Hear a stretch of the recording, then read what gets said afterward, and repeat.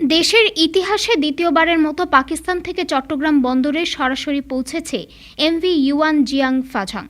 এর আগে গত 11 ডিসেম্বর পাকিস্তানের করাচি বন্দর থেকে 811টি ইউজ কন্টেইনার নিয়ে জাহাজটি রওনা দেয়। সংশ্লিষ্ট সূত্রে জানা গেছে, জাহাজটি প্রথমে সংযুক্ত আরব আমিরাত থেকে পাকিস্তানের করাচি বন্দরের উদ্দেশ্যে রওনা দেয়। ওই সময় জাহাজটিতে বাংলাদেশের জন্য নেওয়া হয় 113টি ইউজ কন্টেইনার। এরপর বাংলাদেশের জন্য পাকিস্তানের করাচি থেকে জাহাজে তোলা হয় আরও 698টি ইউজ কন্টেইনার। এর মধ্যে 285টি ইউজ কন্টেইনারে রয়েছে পরিশোধিত চিনি, 171টি ইউজ কন্টেইনারে ডলোমাইট, 138টি ইউজ কন্টেইনারে সোডা অ্যাশ, 46টি ইউজ কন্টেইনারে কাপড়ের রোল, 20টি ইউজ কন্টেইনারে আখের গুড়, 18টি ইউজ কন্টেইনারে আলু এবং 20টি ইউজ কন্টেইনারে পুরনো লোহার টুকরা, রেজিন ও কাপড় রয়েছে।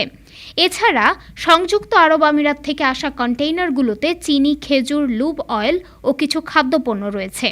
পানামার পতাকাবাহী জাহাজটির দৈর্ঘ্য 182 মিটার এবং প্রস্থ 30 মিটার। বাংলাদেশে কর্ণফুলী লিমিটেডের সহযোগী প্রতিষ্ঠান রিজেন্সি লাইন্স লিমিটেডে সংস্থার বাংলাদেশে স্থানীয় প্রতিনিধি হিসেবে যুক্ত হয়েছে।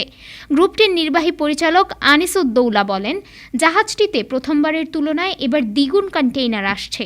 জাহাজটি সরাসরি আসায় কয়েকদিন সময় কম লাগছে। এতে ব্যবসায়ীদের খরচ সাশ্রয় হচ্ছে। ডেস্ক রিপোর্ট, আজ বার্তা, ঢাকা।